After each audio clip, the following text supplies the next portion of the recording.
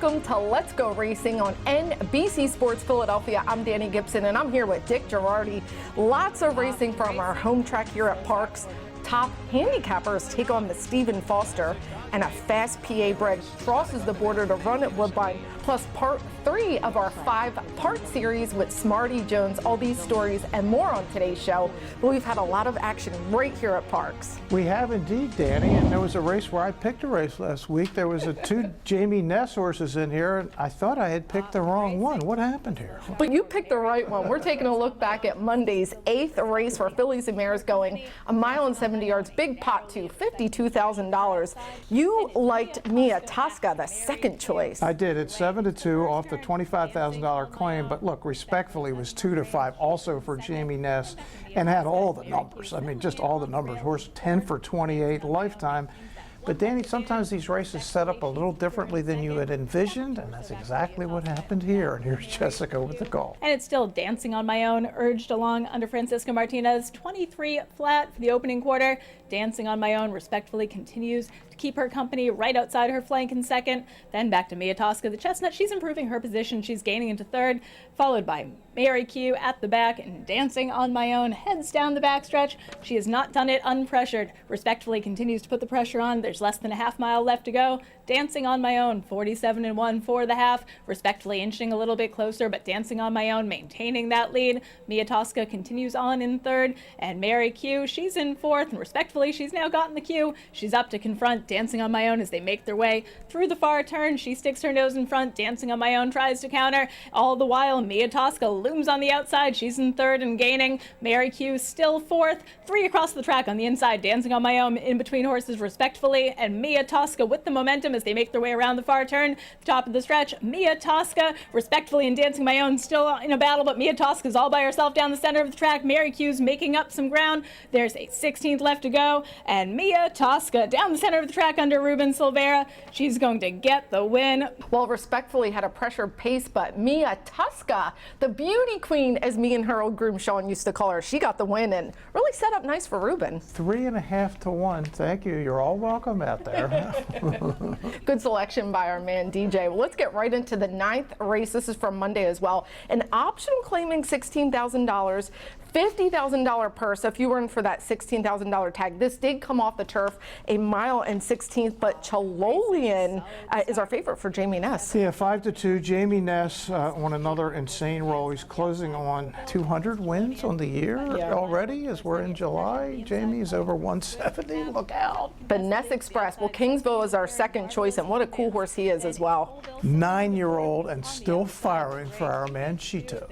Here's the call of Monday's 9th race. Swift Tap has wrestled the lead away from Cholonian. He has a 1-length advantage, opening up a little bit here. The opening quarter, 23-3. They go through the first turn and begin their run down the backstretch, and Swift Tap leads the way. Cholonian in second. Then it's Colville and Marvelous Moondance. Those two in tandem moving a little bit closer. Back to the gray, Cupid's Dude, Kingsville, and at the back, Sophos. Swift Tap pressure to the outside from Cholonian. Marvelous Moondance is in third, right to his inside in the white blinkers, Colville. Then back to Cupid's Dude. Moving up, there's Kingsville. He's now in fifth, and nothing yet from Sophos at the back. 47-3 for the half. They go down the backstretch, and Swift Tap has done all of the heavy lifting. Cholonian continues to loom to his outside. He's moving a little bit closer. Those two just noses apart. Then back to Marvelous Moondance in third, losing some ground. There's Colville in fourth. Cupid's Dude's gotten the cue. He's in fourth now and gaining, and Kingsville and still at the back. Sophos, they head around the far turn, and Cholonian has taken over. Swift Tap is game to the inside. He tries to counter.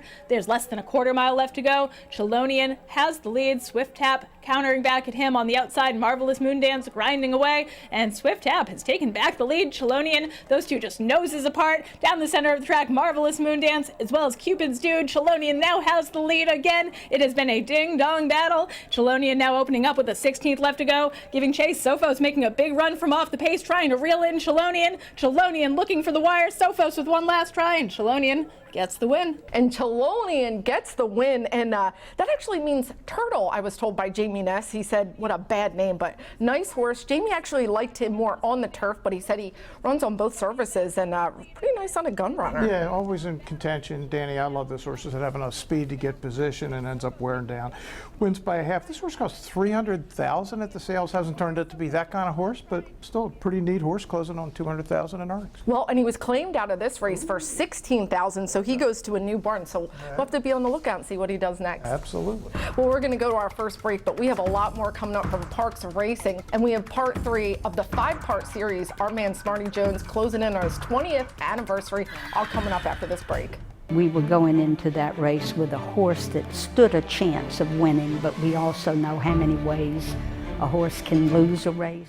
The Excite Center at Parx Casino, the region's hottest live entertainment venue. Check out your favorite concerts, comedy, boxing, MMA, all at the #1 casino in Pennsylvania. Don't miss Cameron Marlowe on Friday, July 26th, plus platinum country artist Dylan Scott on Saturday, August 10th. Don't miss these 2 exciting headliners, only at the Excite Center inside Parx Casino.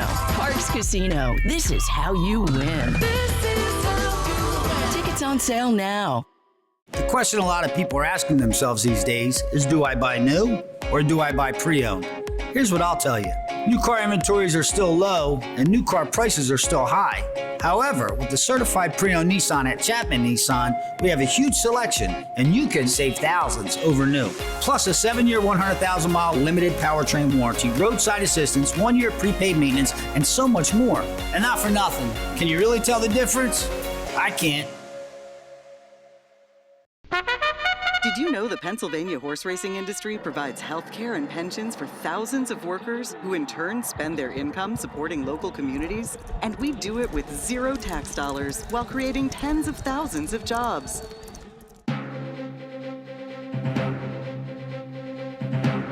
Welcome back to Let's Go Racing. Well, it's been 20 years since Smarty Jones won the Kentucky Derby. He won the Preakness and he just missed the Triple Crown. He now heads to Kentucky for part 3 of the part 5 series. And Danny, I'll never forget that week for a million reasons. And one of them is we taped Let's Go Racing on location in the Kentucky Derby Museum. And I did it with our buddy Randy Moss. That week, Bruce shot it. John Service, of course, was our special guest. Who can forget Derby week? Here's part 3.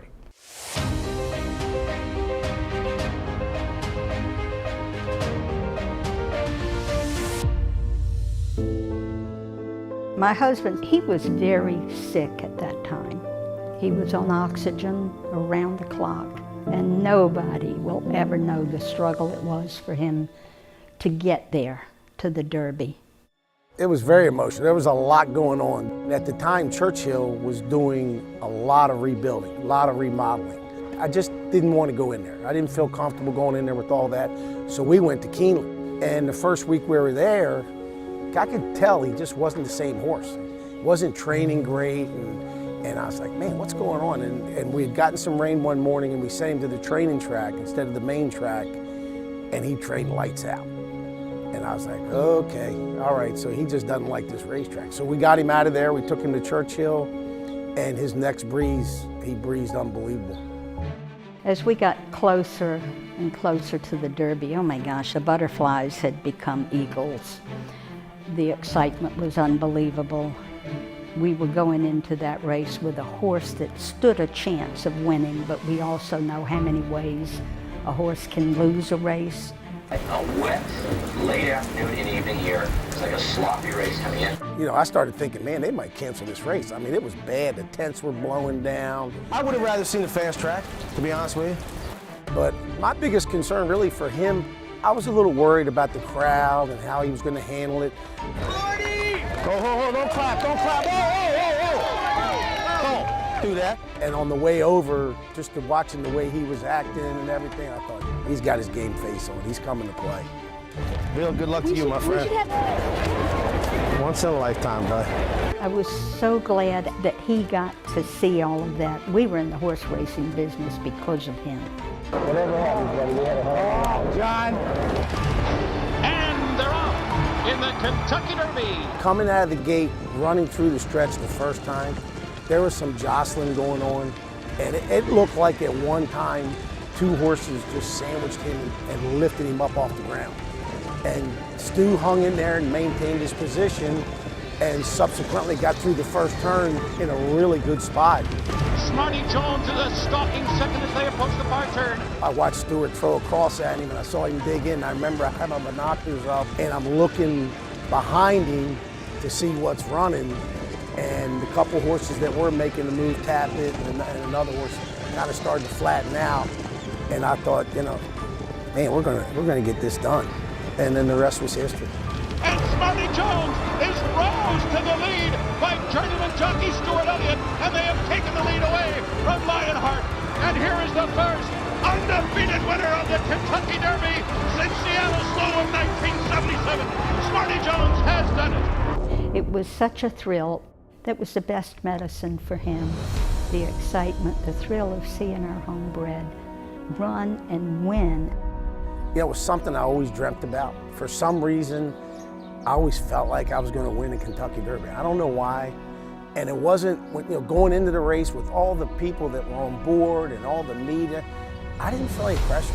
I mean, I felt really confident. And I just remember thinking at the time when he crossed the wire that, you know, oh man, the hard work, all the time we put in, yeah, it all paid off.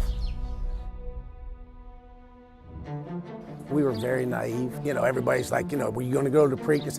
Look, I don't know. I got to see how my horse comes out of the race, how he's acting.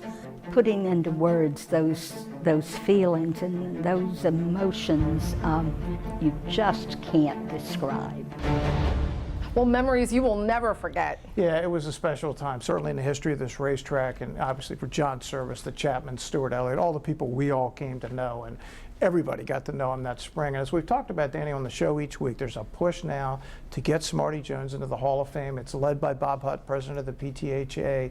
Got to get him out of that committee, as I've talked about, to the voters, of which I have one of them. And I can tell you, if it gets to me, he's getting a vote. And he needs 50% of all the votes to get it. Well, he certainly deserves to be in the Hall of Fame. He's certainly in all of our hearts. Let's get to some more racing from Parx. We're going to take a look at Monday's 10th race. This is a maiden special weight for fillies and mares. It did come off the turf, so now it's on the dirt, going a mile, $50,000 purse. And the number 10, Eclair Blanc, is our favorite. Yeah, they probably weren't unhappy that it came off the turf. One turf race was okay, a fifth, but he's got some good dirt races as well. So a logical favorite for this 3-year-old filly. Yeah, and Jamie Nesson's out Kindred Hearts by social inclusion, Briardale Stable owner and breeder. Yeah, how about that? And Jamie Ness, does he do well here? On Mondays, he certainly does. Here's Monday's 10th race. It's Peach Tea with the lead as they make their way into the first turn. 24-3 for the opening quarter. Laretha Eclair Blanc, she's in third and she's gaining. She wants to get in the mix early. In on the rail, in pretty tight. There's Kindred Hearts and Bossy Kate's now fifth and last. Peach Tea maintains a narrow lead. Right to her outside, Laretha Eclair Blanc in third. To her inside, Kindred Hearts and the white blinkers, and Bossy Kate at the back. They go down the backstretch, a half mile left to go, and Peach Tea has led every step of the way. To her outside, Laretha continues to track and keep her company. Not far off, just about a length and a half, 2 lengths off the leader. Eclair Blanc's now moving closer. Kindred Hearts and Bossy Kate's under a drive in fifth, and she's beginning to gain. 49-4 for the half. They go around the far turn. Peach Tea has some company coming. Laretha's moving up a little bit closer. Eclair Blanc has also gotten the cue, and she is gaining 3 wide as they make their way around the far turn. A quarter mile left to go. Now 3 across the track. On the inside, Peach Tea hanging tough. Laretha with the momentum, and Eclair Blanc down the center of the track they go. Peach Tea is game on the inside. Laretha sticks her nose in front. Eclair Blanc grinding away. Bossy Kate from off the pace. She's trying to make up some ground. Kindred Hearts is in fourth. Laretha and Peach Tea is not going away with the 16th left to go. Laretha sticks her neck in front. Big late rally from Kindred Hearts, flying late. Laretha, Kindred Hearts. And Kindred Hearts broke slow, but she had that really big, long stride. She caught the leaders.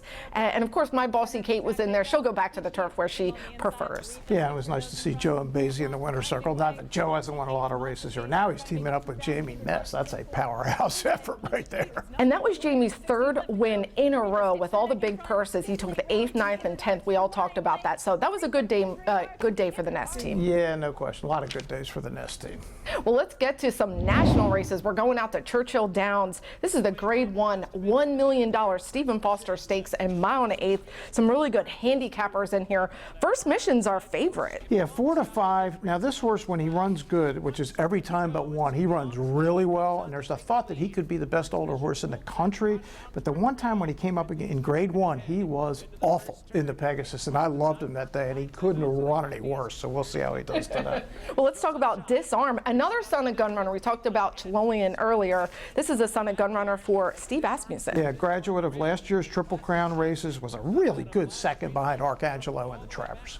Here is the Grade 1 Stephen Foster. And the opening quarter goes in a soft 24 seconds flat. First Mission down the backstretch run. Skippy Long stalking right alongside in second. They continue on head and head for the lead. Pyrenees working on a good trip so far. There's an opening at the rail for Disarm, and Joel sends him up on through. Disarm now just a length and a half off the lead as they hit the far turn. And Kingsbarns is right there too far outside, advancing from fourth up into third. Kingsbarns within range, and Classic Causeway starts to pick it up as well. Steel Sunshine and Dreamlike at the back of the pack. Round the far turn. First Mission the leader. Kingsbarns sidles up 3 wide and grabs the lead right outside the quarter pole. Kingsbarns heads for home on the Foster, taking charge from First Mission, who fights on but is back into second. Pyrenees switched outside from third. Not today for Skippy Longstocking nor Disarm. Final 16th. It's Kingsbarns bounding past the Twin Spires, clear by 3. Pyrenees runs up into second, but it will be Kingsbarns in the Foster. And Kingsbarns gets the win with Pyrenees just right to his outside, but it was the Pimlico Special, except in reverse order. I didn't particularly think that was a great race. It turned out that was the key to this particular race. Remember Kingsbarns, Danny, from last year, won the Louisiana Derby, was no good in Kentucky, and now has a new dimension. He was strictly a one-way horse. Now he's closing for Todd Pletcher. He's legit. He's okay. Boy, First Mission could not have been any worse. He was just dreadful. Loose on the lead. Florent said afterwards, I don't know what happened. So he was not good, but Kingsbarns was very good. And Pyrenees for Cherie DeVoe, and she is just having an incredible year and had a phenomenal weekend. And look out for her at Saratoga. And she's going to win with a lot of big-time horses this summer. She is. That phone's going to be ringing. She's going to have a lot of new owners. Really cool to see a woman do so well. No question. And predominantly man's game, but always rooting for her. Yep. Well, let's go to north of the border. We're talking about Woodbine. This is the Grade 2 Highlander Stakes, $200,000. This is 6 furlongs on the turf. Now, Oceanic is our favorite, but we like a PA Bred in here. Yeah, we like Witty in here. Now, Oceanic is a cool horse. It's won over 400,000, but Witty, I mean, we've seen him a lot on the show. He's the half the Caravelle, trained by Lizzie Merriman. He doesn't do anything but fire, time after time. He always comes from the back. He's a little bit of a disadvantage, but this 6 furlongs should hit him right perfectly. Yeah, pretty cool. Saturday, I was at Laurel Park, and Liz's son, McLean Hendricks, had one of her horses there. Well, they won that race, so we'll see how they do in this one. Here's the call of the Grade 2 Highlander. Racing with the lead, step forward by a length. On the outside, Fila de Ariana. Tucking in third, Oceanic has travelled okay. A length behind them is Secret Reserve, and on the outside, Witty. A break of 2 to Old Chestnut, and on the inside came Saratoga Flash, and last of all is County Final. On the inside, step forward, pressed by Fila de Ariana. Right behind them, Oceanic is in third, placing a length and a half away, looking for Racing Rim up the inside. Witty is next, and behind them, Secret Reserve. Oceanic goes to the centre of the track, and out in front, step forward, Fila de Ariana. Oceanic coming, and down the outside, Witty, Old Chestnut, then Secret Reserve. On the inside, step forward, on the outer, Fila de Ariana. Witty coming on, Oceanic back in the centre. It is Fila de Ariana who's gone to the front. Fila de Ariana, the leader from step forward, down the outside, Witty, and Kazushi Kimura has the Highlander won. Fila de Ariana 2.5 to Witty. Well, Mark Casse with the big win up there, and we know he's big up in Canada with the Brazilian bred, but how about our man Witty running that game second? Gave another huge effort, Danny. I mean, this horse has now run 23 times, 17 times, first or second, 8 wins, 9 seconds. Witty does nothing but fire, and I'm sure we'll see him back at Parx at some point. Love the name of his mom, too, ZZ Zoom Zoom. I know she was the PA Broodmare of the Year, and Mom the Caravelle. Of a Breeders' Cups winner, so yeah, I don't know if Witty was that good, but he's pretty damn good. Oh, I would take a Witty any day. Well, we're going to head to another break, but you don't want to go anywhere. We have our Jockey and Trainer of the Week and Best of the Rest all on the other side of this break. The Excite Center at Parx Casino, the region's hottest live entertainment venue. Check out your favorite concerts, comedy, boxing, MMA, all at the #1 casino in Pennsylvania. Don't miss Funny Man JB Smoove on Saturday, September 14th, plus Straight No Chaser on Friday, October 18th. Don't miss these two exciting headliners, only at the Excite Center inside Parx Casino. Parx Casino, this is how you win. This is how you win. Tickets on sale now.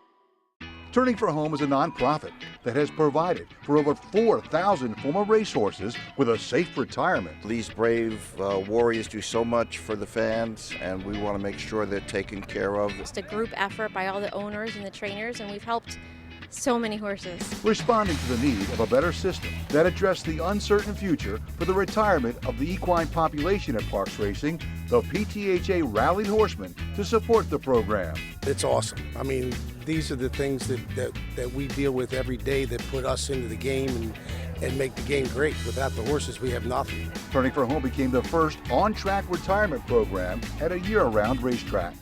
Aftercare, it takes all of us, and every single person is responsible for it. These horses give us everything on the track. It's up to us to give them everything off the track. If you would like to help these amazing animals find a great second career and forever home, please contact us at turningforhome.org.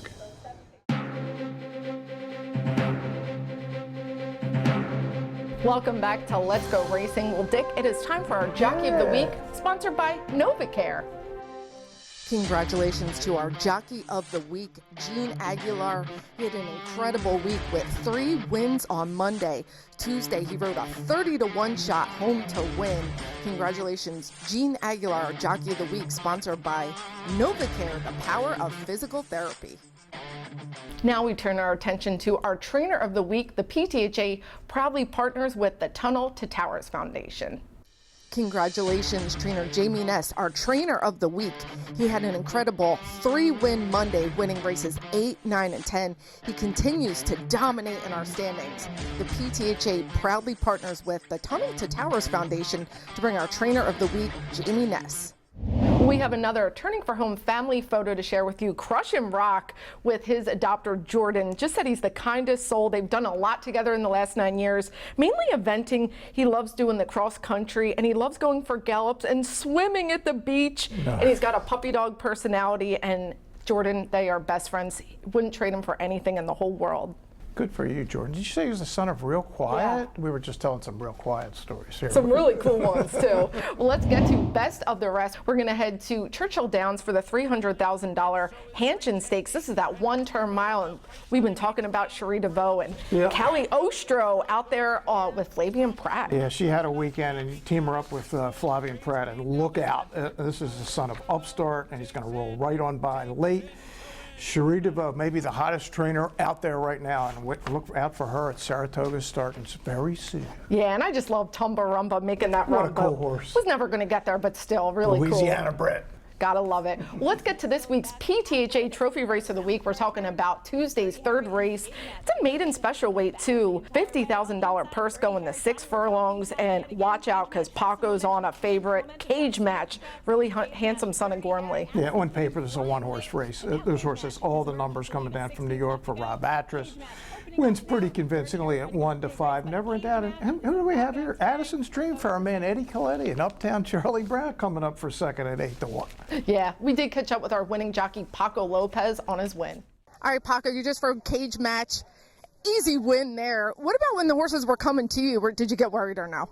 I don't really too much. I know when the pace is very slow, I have the position outside, I wait and wait. And I let it go. It's very easy to ride that horse, very nice. And he told me that trainer, he said, Paco, let it go and jog it a lot. The horse is little lazy to go up. I do it and she right in the top today. Well, it is time for Eye on Racing, and it is a big day for some of our Parx connections. Yeah, Sunday, Delaware Park, the Del Cap, Morning Matcha will be in there, and I think she's going to have a realistic chance. The field does not look that great. In the Battery Park on the undercard, Mo Visitor, we talked about what a great race he just ran up at Monmouth for Mariah Montoya.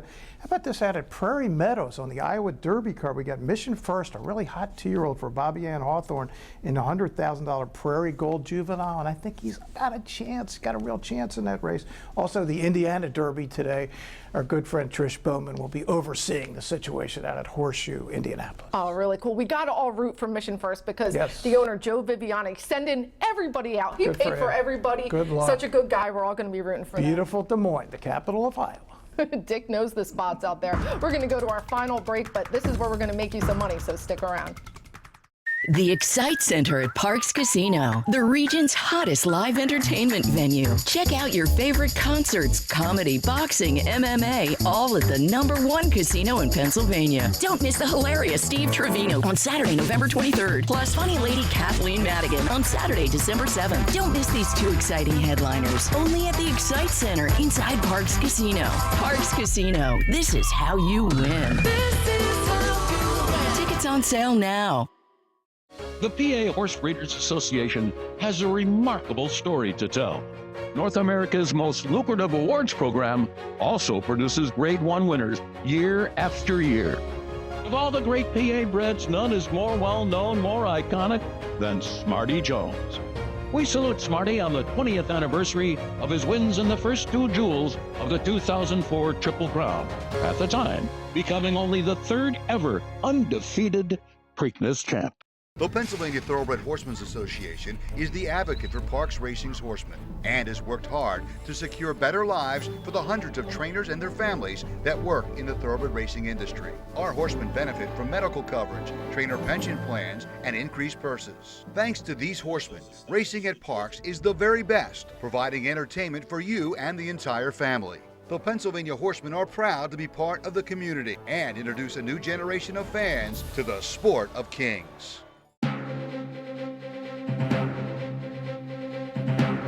Welcome back. This is Parx Picks. We're taking a look at Monday's 8th race. This is a solid allowance race for fillies and mares going 6.5 furlongs. My heart goes with the #2 Bourbon Bombay from my dear friend, owner and breeder Erin Lubick. She's coming off a big layoff, but she's got just as big as hard as she's been on the bench. Yeah, she's hard to beat. She's been only beaten once, right, Danny? I mean, she had that unreal unbeaten streak. I'm going to go with Disco Evo. Back off the turf, back to the dirt. Also, we have Foggy Night in here for Butch. First race of the year. Remember, she won the Delaware Oaks, ran pretty well in the Cotillion last year. So it probably looks like a little bit of a prep race, but we'll see. I'm going with Disco Evo. Foggy will be making a big run at the end. Let's see who Craig likes. Craig? We have a terrific race in the 8th race on Monday, a field of tremendous fillies, and I'm going to go with #6, Disco Evo. This is a filly that didn't get to show her true ability in her last 2 starts, one on the turf. She had failed before on the turf, failed again. The previous start, she was rated off the pace on a wet track down in Maryland. I don't think she really liked that. She's a horse that's at her best when she reaches the front early. I think she can do that in this event, get loose and lead throughout. All right, some solid picks there for you. Make sure you do come out. Things are really heating up here at Parx. We race Monday, Tuesday, and Wednesday. Post time is 12:40. Great day of racing around the country, and especially for our Parx connections. Yeah, looking forward to seeing how they do this weekend. Good luck to everybody. We'll see you next time on Let's Go Racing. And they're off. Skippy Longstocking has early speed. We the people from in between horses. Taba has got the lead now. It's Taba in the center of the racetrack, but Taba is drawing away, and Taba with Mike Smith, they win the Bet Parx Pennsylvania Derby.